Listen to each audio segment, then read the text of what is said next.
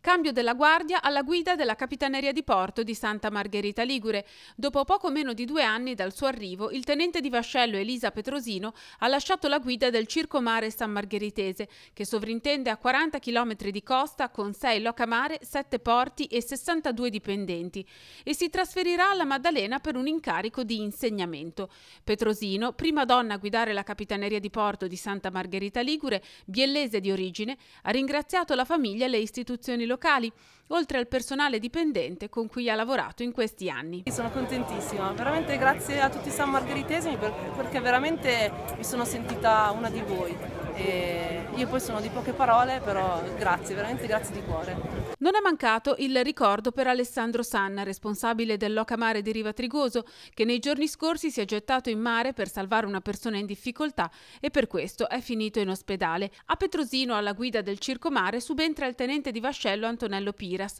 che proviene dal comando Capitanerie di Porto e non ha nascosto nel suo saluto una certa emozione nell'assumere il nuovo incarico. L'emozione ovviamente è quella dell'assunzione del primo incarico di comando, molto importante, in un territorio bello, difficile e molto impegnativo, quindi l'obiettivo è quello di mettere a frutto tutta l'esperienza maturata, soprattutto per i cittadini, accompagnato dal personale, perché come ho avuto modo di dire durante il discorso, senza il personale non si possono raggiungere i risultati, quindi ci deve essere la squadra buona, il comando deve essere in gamba, ma il lavoro principale viene fatto dall'equipaggio.